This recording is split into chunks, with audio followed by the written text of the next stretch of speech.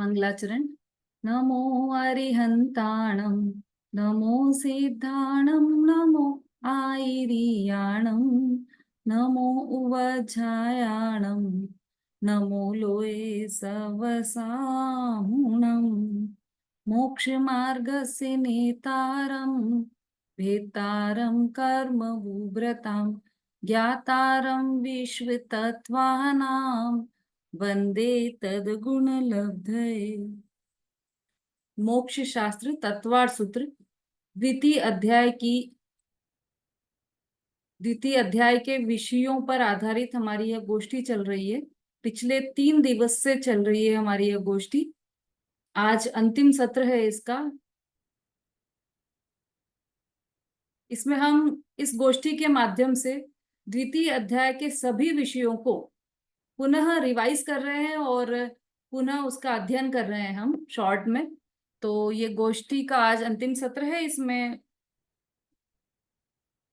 आज का सत्र चूंकि अंतिम सत्र है, इसलिए आपको सभी को, जो भी वक्ता हैं, उन सभी को बहुत शॉर्ट में बोलना है।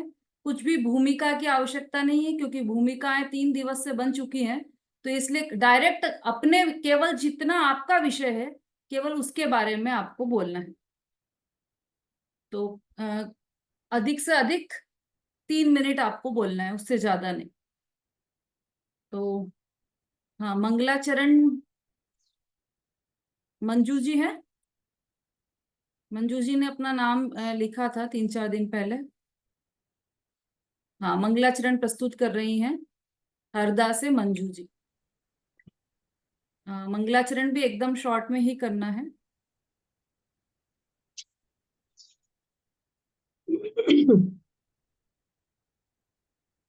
सभी को जय जिनेन्द्र। घट घट पासी जिनम अविनाशी जिनम हे दयालु जिनम पंच परमेष्टिनम। घट घट वासी जिनम अविनाशी जिनम हे दयालु जिनम पंच परमेष्टिनम। मेरे परमात्मम तू ही आधारिणम, मेरे परमात्मम तू ही आधारिणम। करु मंगलाचरण होई कल्याणिनम, करु मंगलाचरण होई कल्याणिनम। जय जिनेन्द्र। बहुत अच्छा, बहुत बढ़िया। हाँ, सबको आवाज आ रही है ना बराबर? हाँ, तो रेणु जी को आवाज नहीं आ रही है, तो वो वहां से ही उनको चेक करना पड़ेगा। चलिए, हमारा विषय प्रारंभ हो रहा है। कल हमने विग्रह गति की बातें की थी कि विग्रह गति कैसी होती है और विग्रह गति में जाने वाला जीव किस तरह से जाता है, विग्रह गति से एक गति से दूसरी गति में। तो अनुश्रेणी गति और विग्रह गति के 2 सूत्रों की चर्चा की थी हमने। आज विग्रह गति का नियम क्या है वह बताने आ रही हैं सतना से श्रीमती सरिता जी जैन। मोक्षमार्गस्य नेतारं भेतारं कर्मभूव्रतां, ज्ञातारं विश्वतत्त्वानां, वन्दे तद्गुणलब्धे, वन्दे तद्गुणलब्धे। आचार्य स्वामी महाराज की जय। जय जिनेन्द्र जी, सभी बहनों को जय जिनेन्द्र। मेरा विषय है सूत्र 27 से लेके 30 तक, जिसका विषय है जिसमें मुक्त जीवों की गति कैसी होती है, संसारी जीवों की गति और उसका समय, अविग्रह गति का समय और विग्रह गति में आहार अनाहार की व्यवस्था। संसारी जीवों का विषय था, वहां पर विग्रह का अर्थ शरीर किया गया था। यहाँ पर मुक्त जीवों की अपेक्षा से ये सूत्र है जिसमें विग्रह का अर्थ वक्रता से लिया गया है, माने वक्रता रहित। विग्रह के दोनों ही अर्थ होते हैं इस सूत्र में। जैसे कि अरंडी का बीज अपन खोलते हैं, छीलते हैं, तो उसका जो बीज रहता है तेजी से ऊपर जाता है। और जब धनुष से बाण छूटता है तो ऊपर जाता है। वैसे ही मुक्त जीवों की गति होती है, एकदम सीधी, बिना मोड़, वक्रता रहित होती है। इस सूत्र विग्रह मुक्त जीवों की श्रेणी, मुक्त जीवों को श्रेणीबद्ध गति से एक समय में सीधे 7 राजू ऊपर गमन करके सिद्ध क्षेत्र में जाकर एक ही समय में स्थिर होते हैं। अब अभिग्रह और विग्रह में अंतर क्या है? विग्रह यानी शरीर विग्रह गति की अपेक्षा से, अविग्रह यानी वक्रता रहित या मोड़ रहित। विग्रह का होता है, विग्रह गति 1 मोड़, 2 मोड़, 3 मोड़ वाली होती है। अविग्रह गति बिना मोड़ की होती है, एकदम सीधी होती है। विग्रह गति में जीव 1, 2, 3 समय तक अनाहारक होता है। अविग्रह गति में जीव अनाहारक नहीं होता है। विग्रह गति में जीव को नए शरीर तक पहुंचने में 2, 3, 4 समय लगता है। अविग्रह गति मोड़ रहित होने पर जीव को नए शरीर पहुंचने में सिर्फ 1 समय लगता है। विग्रह गति संसारी जीवों की होती है। अविग्रह गति मुक्त और संसारी दोनों तरह के जीवों की होती है। विग्रह गति के जीव अनुपूर्वी कर्म का उदय होने से विग्रह गति में पूर्व शरीर के आकार वाले होते हैं। अविग्रह गति के जीव अनुपूर्वी कर्म का उदय नहीं रहता है। विग्रह गति जीव और पुद्गल दोनों के होते हैं। अविग्रह गति जीव की ही होती है। विग्रह गति शरीर सहित होती है, उसमें तेजस और कार्बन शरीर होते हैं। अविग्रह गति शरीर रहित होती है।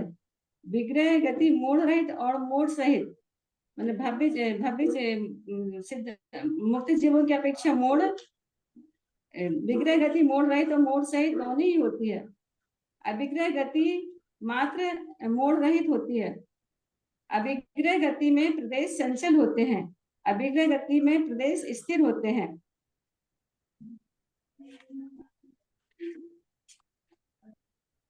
गतियां 4 तरह की होती हैं। ऋजु गति होती है, वो बाण की जैसी होती है। उसको अपने स्थान पर पहुंचने के लिए एकदम सीधी होती है, एक ही समय लगता है।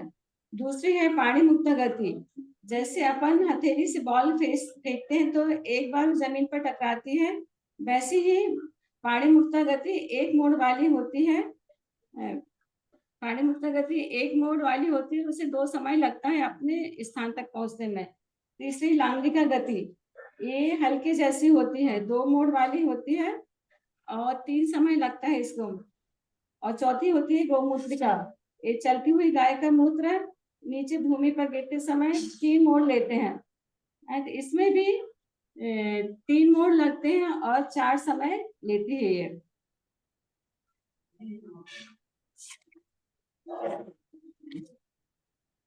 समय क्या है? एक परमाणु मंद गति से एक आकाश प्रदेश से उसी के निकट दूसरे आकाश प्रदेश तक जाने के लिए जो समय लगाता है वो एक समय है। लोक में ऐसा कोई भी स्थान नहीं जहां जाने के लिए जीव को 3 समय से अधिक मोड़ लेना पड़े। विग्रह गति में चैतन्य का उपयोग नहीं होता, तब भावेंद्री भी नहीं होती है। ऐसा निमित्त नैमित्तिक संबंध है। और जब कोई जीव की भावेंद्री के उपयोग रूप परिणमित होने की योग्यता होती है, तब द्रव्येंद्रियां अपने कारण से स्वयं उपस्थित होती हैं। इससे यह सिद्ध होता है कि जब जीव की पात्रता होती है तब उसके अनुसार निमित्त स्वयं उपस्थित हो जाते हैं, राह नहीं देखनी पड़ती है। काल की सबसे छोटी इकाई को समय कहते हैं। अनाहारक 3 शरीर और 6 पर्याप्तियों की योग पुद्गल परमाणुओं को जब तक जीव ग्रहण नहीं करता है अनाहारक कहलाता है। संसारी जीव अभिग्रह गति में आहारक होता है, परंतु 1, 2 या 3 मोड़ वाली गति में 1, 2, 3 समय तक अनाहारक रहता है। चौथे समय में नियम से आहारक हो जाता है। विग्रह गति से अतिरिक्त समय में जीव प्रति समय 9 कर्म रूप आहार ग्रहण करता है। बस दीदी, जय जिनेन्द्र। हाँ, बहुत अच्छा, बहुत बढ़िया।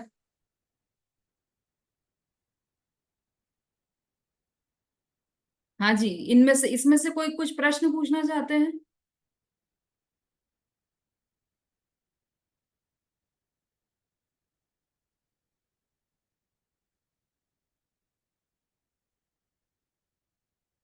सरिता जी आप ही पूछिए प्रश्न।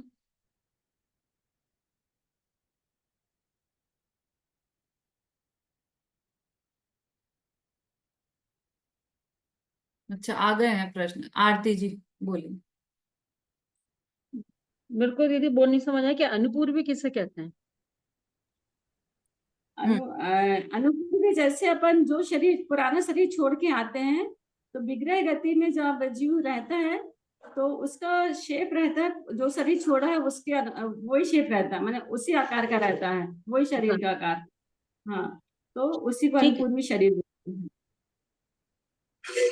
जी ठीक है। मेरा प्रश्न है कि आपने जो पढ़ा था ना, आकाश के प्रदेश से एक प्रदेश से दूसरे प्रदेश में जाने में, तो वो वाली लाइन मुझे समझ में नहीं आई। आपने क्या नहीं, पढ़ा? ऐसे वो समय का था, वो एक समय किसे हाँ, कहते हैं, तो उसे जब एक परमाणु बार। के माने मंद गति से आकाश के एक प्रदेश से अपने नजदीक वाले दूसरे प्रदेश में जाता हाँ है तो हाँ, उसको एक समय कहते हैं। परमाणु है ना? हाँ, पुद्गल परमाणु, पुद्गल परमाणु। ओके, ठीक है। ठीक है, बहुत अच्छे जवाब दिए सरिता जी आपने, बहुत बढ़िया। अब अगला विषय है हमारा जन्म और योनि के भेद। उषा जी।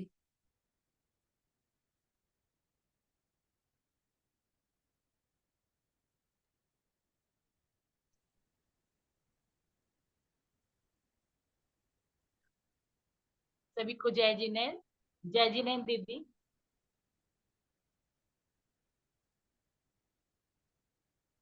मेरा विषय जन्म के भेद है और इसमें 5 सूत्रों पे मुझे बोलना है।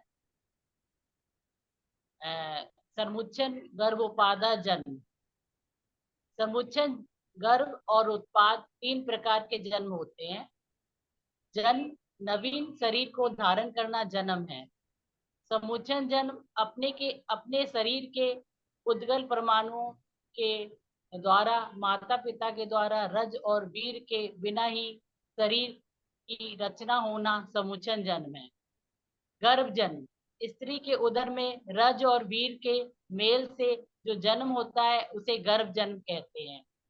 उत्पाद जन्म माता पिता के रज और वीर के बिना देव और नारियों के निश्चित स्थान विशेष में उत्पन्न होने को उत्पाद जन्म कहते हैं। यह उत्पाद जन्म वाला शरीर वैक्रिय रज कणों का होता है। योनियों के भेद। रचित शीत समृता सेतरा मिश्रा सिंचय कस दो नया। सचित शीत समृद्ध और इससे विपरीत अचित उष्ण विपरीत। इनकी मिश्र अर्थात सचिता चित शीतोषण तथा समृद्ध विपरीत, ये नव जन्म योनियां हैं। जीवों की उत्पत्ति स्थान को योनि कहते हैं। सचित योनि जीव के सहित योनि को सचित योनि कहते हैं, जीव सहित योनि। और समृद्ध योनि जो किसी के देखने में ना आवे, ढकी हुई उत्पत्ति स्थान को समृद्ध योनि कहते हैं। और विपरीत योनि जो सबके देखने में आए, उत्पत्ति स्थान को खुला हुआ स्थान जो रहता है वो विपरीत योनि कहते हैं। मनुष्य या अन्य प्राणी के पेट में जीव उत्पन्न होते हैं, उनकी सचित योनि होती है। दीवार में मेज कुर्सी इत्यादि में जीव उत्पन्न हो जाते हैं, उनकी अचित योनि। मनुष्य की टोपी इत्यादि में जीव उत्पन्न हो जाते हैं, उनकी सचिता चित योनि है। और सर्दी में जीव उत्पन्न होते हैं, उनकी शीतोषण योनि है, शीत योनि है। और गर्मी में जीव उत्पन्न होते हैं, उनकी उष्ण योनि है। और पानी के गड्ढे में सूर्य की गर्मी से पानी के गर्म हो जाने पर जीव उत्पन्न हो जाते हैं, उनकी शीतोषण योनि है। और बंद पेटी में रखे हुए फलों में जो जीव उत्पन्न हो जाते हैं, उनको समृद्ध योनि है। पानी में जो काई इत्यादि जीव उत्पन्न हो जाते हैं, उनकी विपरीत योनि है। और थोड़ा भाग खुला और थोड़ा हुआ ढका हुआ हो, ऐसे स्थान में उत्पन्न होने वाले जीवों को समृद्ध विवृत योनि होती है। गर्भ योनि आकार के 3 भेद हैं। शंखावृत योनि में गर्भ नहीं रहता है और कुनोत्तर योनि में तीर्थंकर, चक्रवर्ती, वासुदेव, प्रतिवासुदेव और बलभद्र अन्य महान पुरुषों का उत्पन्न होते हैं। और वनस्पत योनि में शेष गर्भ जाने वाले सभी जीव उत्पन्न होते हैं। इस तरह योनि 84 लाख योनियां होती हैं। इस तरह गर्भ जन्म किसे कहते हैं? तो जरायु, जांडज, पोता नाम गर्भ है। जरायु, अंडज और पोतज, इन 3 प्रकार के जीवों में गर्भ जन्म ही होता है।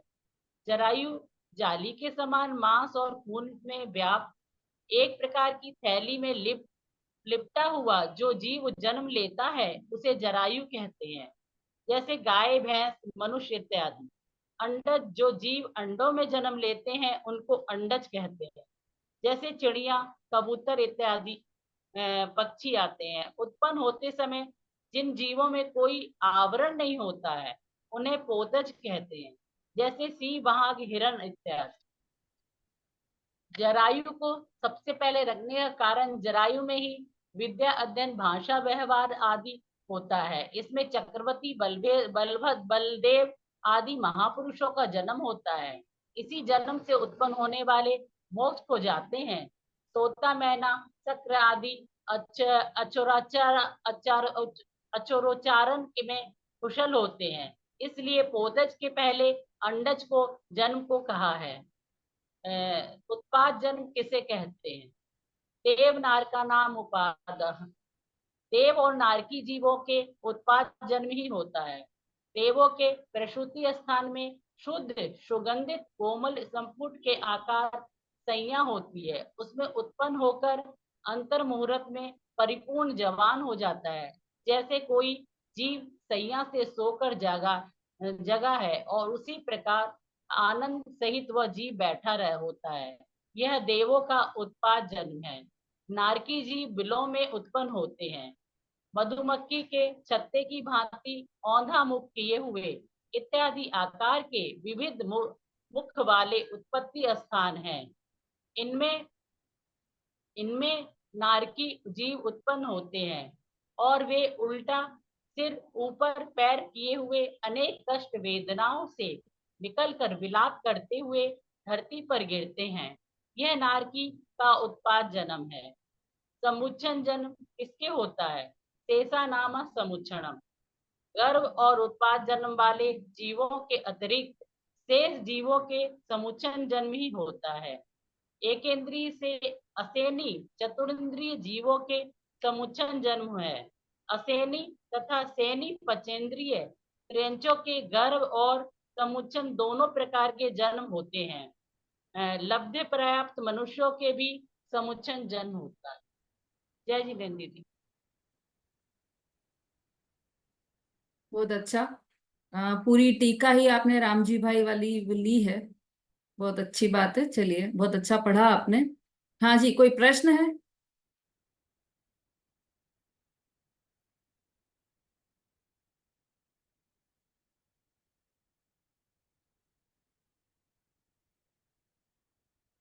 क्या बात है, मंजू जी, कोई प्रश्न उठ रहे हैं बस? चलिए मंजू जी बोलिए।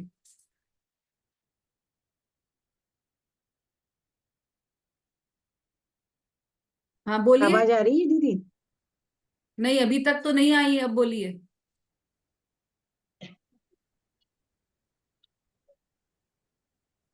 आज नेट गड़बड़ कर रहा है शायद। और किसी को प्रश्न पूछना है तो पूछिए।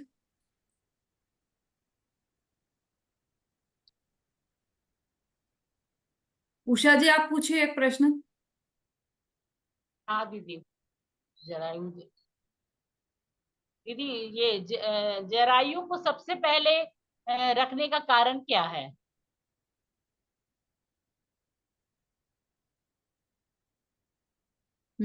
कौन बताएगा? हाँ, रेनू जी बोलिए। दीदी जरायुज जो जीव होते हैं वो झिल्ली और मतलब एक तरीके की रक्त और उसकी झिल्ली में मतलब थैली में पैदा होते हैं, और जरायुज वाले जीव ही मोक्ष जा सकते हैं। उन्हीं में एक मतलब मन सहित होते हैं, और उन्हीं में मतलब वो मन सहित भी होते हैं। यूं तो गाय भैंस भी जरायुज में ही आती है, लेकिन मनुष्य जो जरायुज में आता है, वो जरायुज में ही मतलब आदमी मोक्ष जा सकता है, इसीलिए उसको पहले रखा है। ठीक है उत्तर।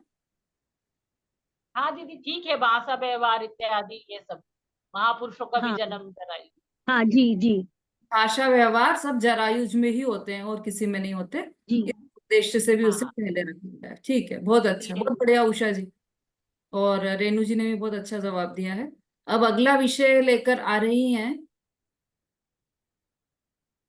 शरीर का स्वरूप एवं भेद, दौसा से लतिका जी।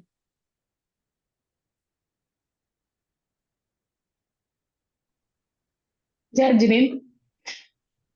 मेरा विषय है शरीर का स्वरूप एवं भेद। औदारिक वैक्रिय का हारक तेजस कर्मणानी शरीराणी।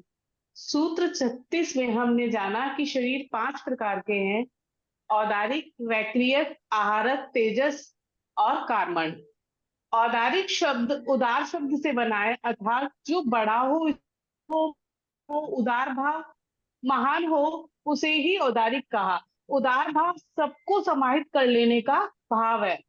औदारिक शरीर उदार, स्थूल, बड़ी काया वाला होता है, जैसे हजारों योजनों में फैला हुआ महामत्स्य। यह 5 शरीर में सबसे बड़ा काम करने वाला भी है। इससे 4 प्रकार के पुरुषार्थों में दुर्बलतम मोक्ष पुरुषार्थ भी करते हैं। यहाँ तक केवल ज्ञान आदि की प्राप्ति भी इसी से होती है।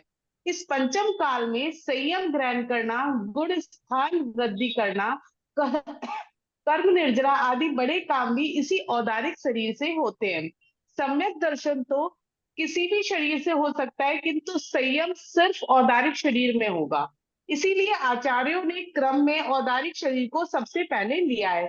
कार्मण शरीर के कारण से ही सब शरीरों की उत्पत्ति होती है, फिर भी आचार्यों ने इसे आगे नहीं रखा, क्योंकि आदरणीय औदारिक शरीर ही है। मुख्य प्रयोजन कर्म का नाश करना है, अर्थात कार्मण शरीर का क्षय करना। औदारिक शरीर का नाश करना प्रयोजन नहीं है। इसके माध्यम से हम कर्म का नाश कर सकते हैं। जैसे इसके उदाहरण है मनुष्य और तिर्यंच। ये औदारिक शरीर मनुष्य और तिर्यंच को ही होता है। वैक्रियक शरीर नेक्स्ट है। वैक्रियक शरीर अणिमा, महिमा, लघिमा, गरिमा, प्राकम्य, प्राप्ति, ईशत और वशिष्ठ जैसी 8 रिद्धियों को प्राप्त करके जीव इस शरीर में विक्रिया कर सकता है। विक्रिया पृथक और अपृथक के भेद से 2 प्रकार की होती है। पृथक विक्रिया में जीव अपने शरीर से अलग अलग दूसरे शरीर बना करके उन्हें शेर, गाय आदि बना सकता है। सौधर्मित्र अपनी विक्रिया से एक साथ 170 तीर्थंकर भगवान के समर्थ शरण में उपस्थित रह सकता है। ऐसा अजितनाथ भगवान के समय में हुआ था। और इसके ये शरीर देव और नारकियों को होते हैं। आहारक शरीर जो केवल छठे गुण स्थानवर्ती मुनि महाराज के होता है। वे इसके माध्यम से तत्व के प्रति अपनी जिज्ञासा केवली भगवान के समक्ष समाधान हेतु रखते हैं।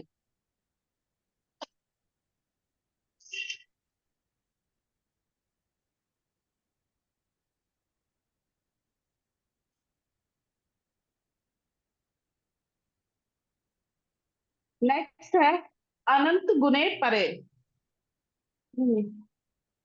सॉरी, तेजस शरीर यानी शरीर की कांति औदारिक आदि शरीरों को कांति देने वाला शरीर। कार्मण शरीर ज्ञानावरण आदि 8 कर्मों के समूह को कार्मण शरीर कहते हैं। यह सब शरीरों के लिए बीज रूप काम करता है। नेक्स्ट सूत्र है 33 नंबर का, परम परम सूक्ष्मम। यहाँ पर हमें परम का अर्थ यह नहीं समझना है अत्यंत। यहाँ परम से मतलब है शरीर क्रम से सूक्ष्म होते जाते हैं, अर्थात औदारिक से वैक्रियक सूक्ष्म है, वैक्रियक से आहारक सूक्ष्म है, आहारक से तेजस सूक्ष्म है, तेजस से कार्मण सूक्ष्म है। नेक्स्ट 38 नंबर का सूत्र है प्रदेश तो संख्ये गुणम प्राक तेजसात।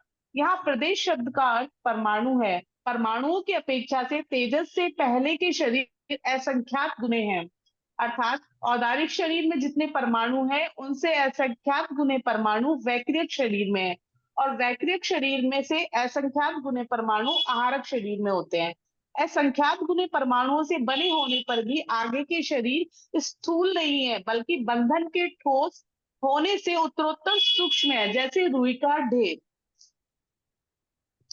अनंत गुने परे, आहारक शरीर से तेजस में अनंत गुने परमाणु होते हैं और तेजस से कारमान में अनंत गुने परमाणु होते हैं। 40 नंबर है प्रतिघाते।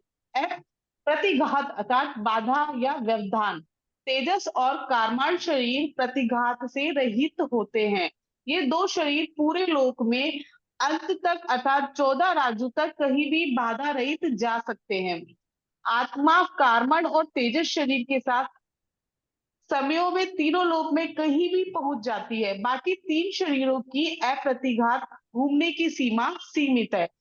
आहारक शरीर 2.5 दीप तक जा सकता है। वैक्रियक शरीर मनुष्यों को रिद्धि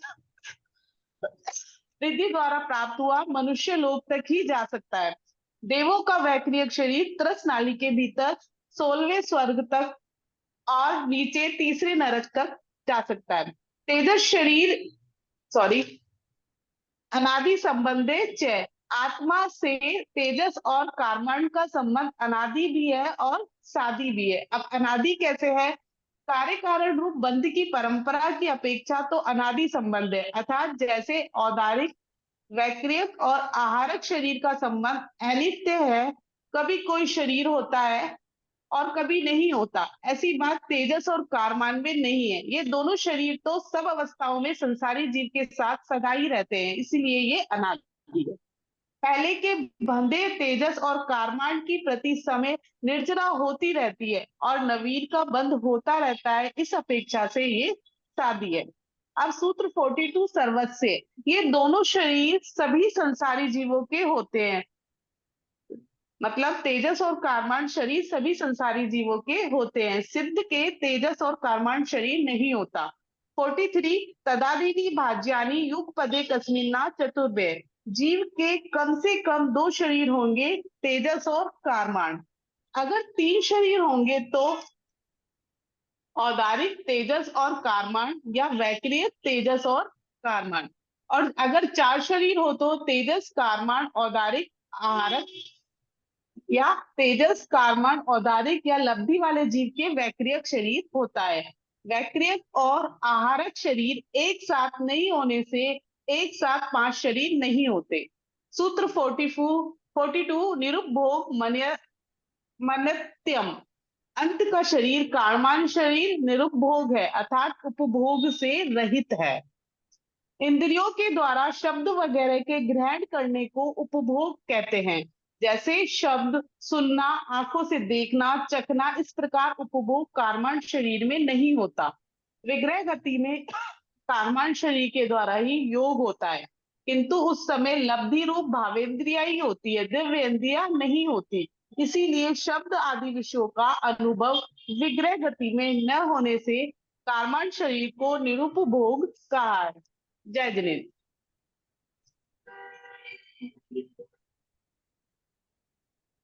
हाँ, बहुत अच्छा। पूरे 7 सूत्र लिए ना, 1 2 3 4 5 6 7 8 9 सूत्र, पूरे 9 सूत्र का बहुत अच्छा विश्लेषण किया है लतिका जी ने, बहुत बढ़िया। और उससे पता चल रहा है कि उन स्वयं स्वाध्याय भी करती हैं वो, बहुत बढ़िया लतिका जी, बहुत अच्छा। हाँ जी, प्रश्न है किसी का लतिका जी से?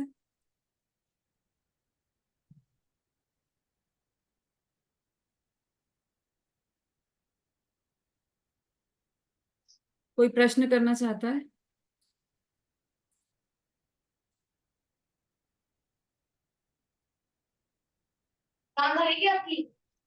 हाँ सुलेखा जी भी। चल रही है जय दीदी, हाँ मतलब अनादि से शरीर के साथ कौन सा शरीर रहता है? हाँ बोलिए लतिका जी। तेजस और कारमान शरीर अनादि से साथ ही रहता है। एक ही शरीर रहता है? तेजस और कारमान। हाँ सही है, सही है नहीं, मैंने दीदी। पहले भी तेजस था। ठीक है। ठीक है। बहुत सरल प्रश्न पूछा था आपने, अनादि संबंधे च, उसमें तेजस और कारमान शरीर ही की बात है। बहुत बढ़िया। चलिए अब अगला विषय है हमारा, किस जन्म में कौन सा शरीर मिलता है। और बताने आ रही हैं दौसा से अनीता जी।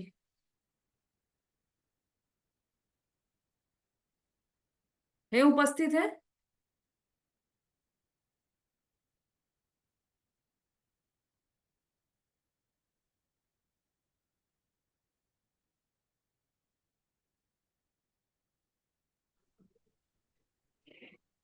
जय जिनेन्द्र दीदी। हाँ जी। जय जिनेन्द्र दीदी। हाँ बोलिए।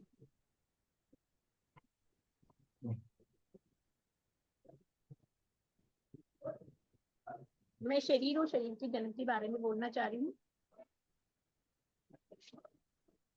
मोक्ष मार्गस्य नेतारं नेतारं कर्म भूवृतां ज्ञातारं नित्यतत्त्वानां वन्दे तनुम्। शरीर 5 प्रकार के होते हैं, औदायिक, वैक्रिक, आहारक, तेजस और कारमान।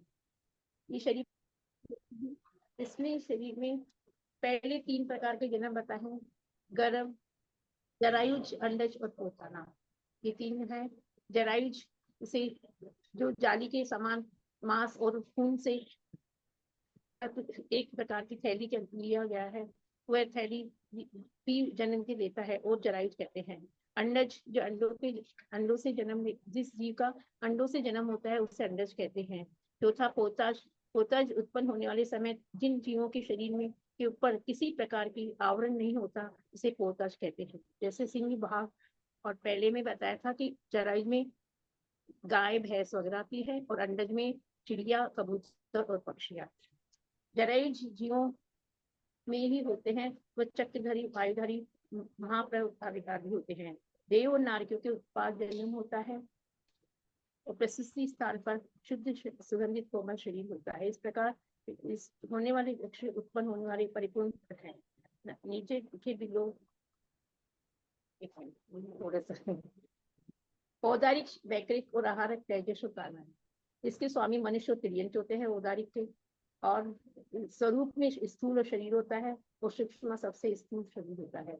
वैक्रिक में देव और नारकियों के होता है, जो अनेक सूक्ष्म और स्थूल, हल्का, भारी हो सकता है। औदारिक सूक्ष्म स्वामी इसके अनेक सूक्ष्म, स्थूल, हल्का, भारी हो सकता है और औदारिक सूक्ष्म होते हैं और प्रदेशों में औदारिक संख्या ध्वनि होते हैं।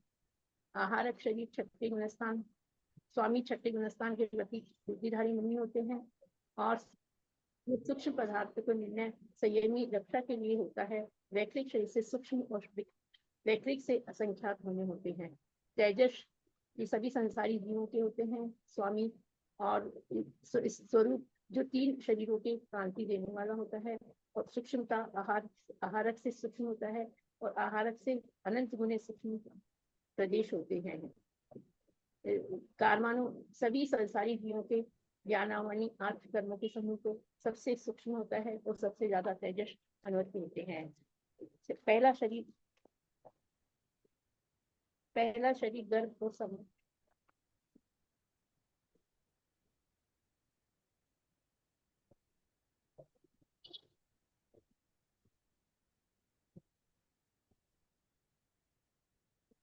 तेजस और कारक शरीर सभी न किसी अप्रतिघात, अनादि संबंध और सटीक होता है। ये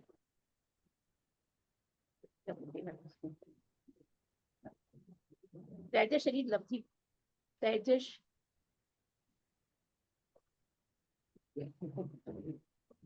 47 नया लब्धि से पैदा होता है। देव और नारकियों के होता है। मनुष्य और तप नियत की रिद्धि के लब्धि से औदारिक शरीर पैदा होता है।